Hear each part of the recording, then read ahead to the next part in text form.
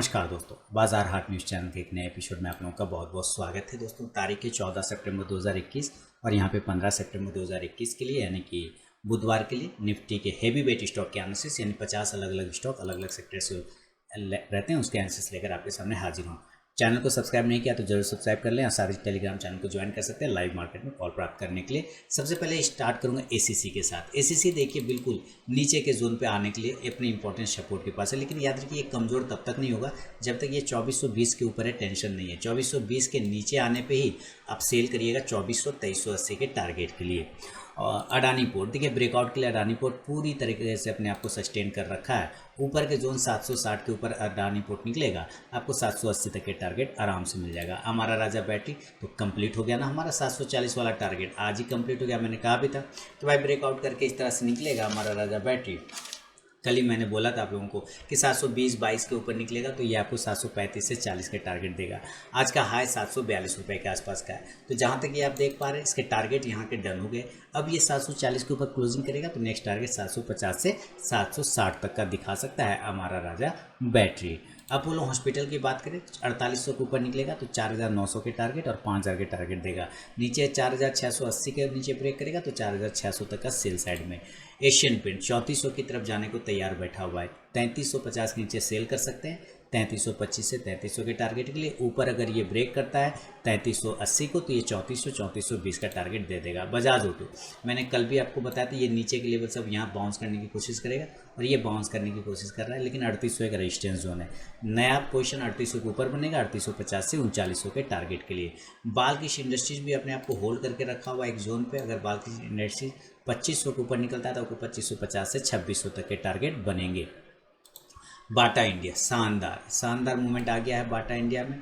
अब नेक्स्ट हमारा target Bata India में 1800 के ऊपर खुलेगा, 1825 से 1850 के टारगेट के लिए। उम्मीद है आपने बाटा इंडिया में अच्छा पोजीशन बनाया होगा।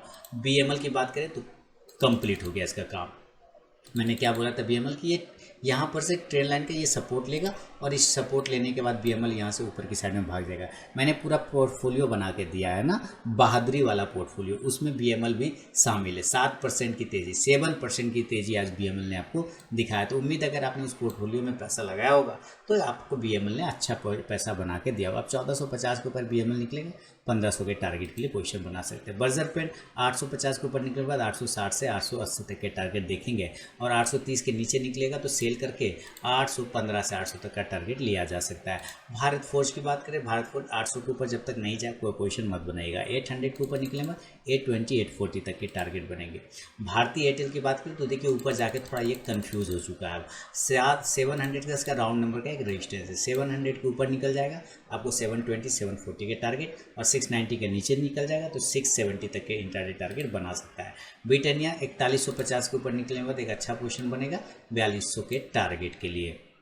सेंचुरी टेक्सटाइल होल्ड कर रहा है 860 के ऊपर निकलेगा, 875 से लेकर 880 तक का इंट्राडे टारगेट दे देगा। नीचे 840 का एक इंपॉर्टेंट सपोर्ट है, अगर वो ब्रेक करता है तो गिर जाएगा 820 तक का टारगेट दिखा सकता है। कोलपाल की बात करें 1750 के ऊपर या 1740 भी लेके चल सकता है, अगर उसके ऊपर निकलेगा 1760 से 1780 का टारगेट देगा। कोलपाल बिल्कुल एक रेंज में फंसा हुआ है।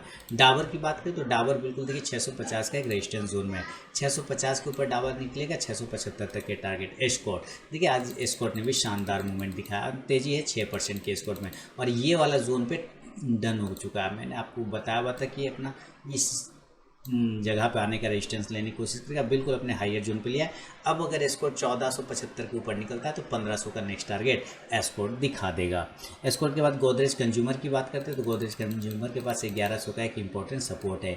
1100 के नीचे आएगा तो कमजोर होगा, अगर 1125 के ऊपर निकल गया तो 1150 के टारगेट आपको दिखा सकता है। ग्रासिम बहुत ही शानदार तरीके से होल्ड कर रहा है अपने जोन को, 1620 के ऊपर निकलेगा तो 1640 का नेक्स्ट टारगेट बनेगा। हैवल्स की बात करें तो हैवल्स ने भी अपने हाईएस्ट जोन को होल्ड करके रखा है, पकड़ के रखा है। 1472 के ऊपर निकलने के बाद 1500 तक के टारगेट दिखा सकता है। 1450 के नीचे अगर आता है तो गिर जाएगा, कमजोर हो जाएगा, 1425 तक के सेल साइड में टारगेट दिखाएगा। हिंदू यूनिलीवर एक बॉक्स में फंसा हुआ है, इस बॉक्स के ऊपर या नीचे ही ट्रेड बनेगा। अगर ये नीचे 2750 को ब्रेक करता है तो ये 2700 तक आ सकता है। ऊपर 2800 को ब्रेक करेगा, 2825 से 2850 तक के टारगेट दिखाएगा। इंडिगो की बात करें तो हवाई जहाज में भी कोई खास मूवमेंट है नहीं, आईसीआईसी प्रू लाइफ में, आईसीआईसी प्रू लाइफ में मूवमेंट बनेगा 720 के ऊपर, 720 के ऊपर निकलने के बाद 740 तक के टारगेट, और 680 के नीचे निकलेगा तो 660 का टारगेट, 660 रुपये तक का टारगेट आपको दिखा सकता है। इंडिगो की बात करें तो इंडिगो में मूवमेंट आ गया हवाई जहाज में, 1950 के ऊपर निकलेगा, 2000 तक के टारगेट दिखाएगा। जुबलियंट फूड अब नेक्स्ट रजिस्टेंस जोन है 4200 का, 4200 के ऊपर निकलने के बाद 4300 तक के टारगेट बनेंगे। एलएनटी की बात करें तो शानदार तरीके से एलएनटी ने ब्रेकआउट किया है ऊपर के जोन में, और अपने यहाँ पर जो छोटा सा रेजिस्टेंस था उसको ब्रेक करके ऊपर जाने का कोशिश किया है। तो अब हमारे जो रेजिस्टेंस जोन है अब कुछ इस प्रकार से यहाँ पे बन रहा है, यहाँ पर एक रेजिस्टेंस है, इसको यहाँ से रेजिस्टेंस का ब्रेकआउट हो चुका है। तो जो अब टारगेट बनेंगे, टारगेट 1700 के आसपास का, 1710 के आसपास का एक टारगेट आने वाले समय में, 1700 के पास तो आ ही चुका है एक्चुअली, 1696 क्लोजिंग कर रहा है, तो 1720 तक के टारगेट बना देगा। एमएनएम की बात करें तो एमएनएम होल्ड कर रहा है, 760 के ऊपर एमएनएम निकलेगा, 770 से 80 का इंट्राडे टारगेट देगा।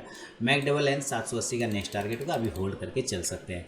पीडी लाइट की बात करें तो पीडी लाइट जाके थोड़ा, अब देखिए हैंगिंग मैन बना चुका है, एक थोड़ा सस्टेन कर सकता है अगर इसका हाई टूटता है, 2425 के ऊपर निकलता है, 2450 से 2475 के टारगेट बनेगा।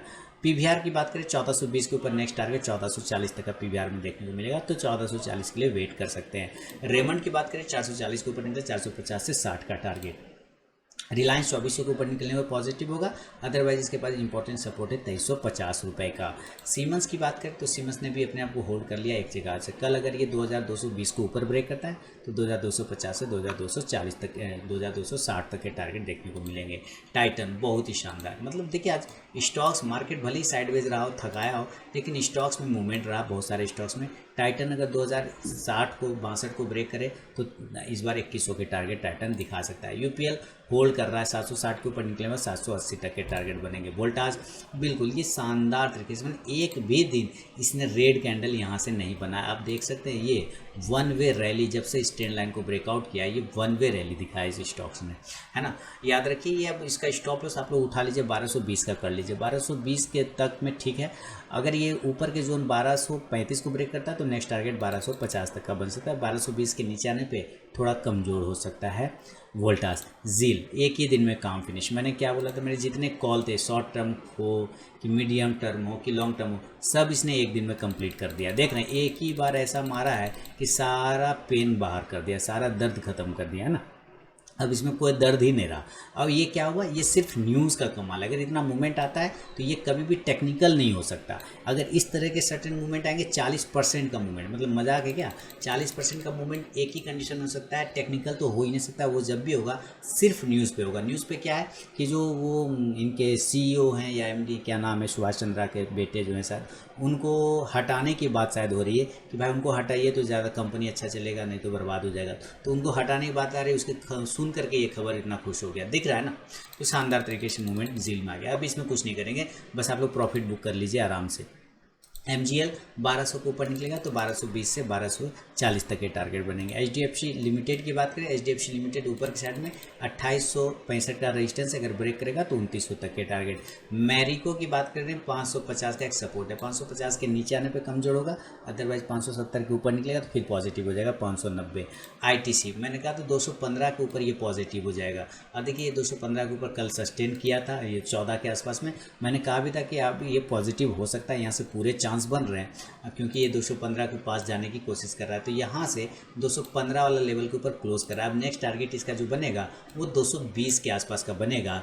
ITC में होल्ड करिए। अल्ट्राटेक सीमेंट 8000 के ऊपर निकलेगा तो 8100 से 8200 का, और अगर ये 7800 के नीचे आ जाता है तो 7700 यानी 7700 का टारगेट देगा। सीएट लिमिटेड मेरा टेक्निकल एनालिसिस का पूरा वीडियो इस पे अवेलेबल है। सीएट पे मैंने हर एक लेवल बना के दिए हैं, सीएट पे कहाँ पे एंट्री लेना है, कहाँ पे स्टॉप लॉस लगाना है, कहाँ पे क्या करना है, सारी चीज़ बता दी है मैंने सीएट में। आप उस वीडियो को ज़रूर देख लीजिए। 1380 और 1400 के टारगेट के लिए होल्ड किया जा सकता है सीएट को।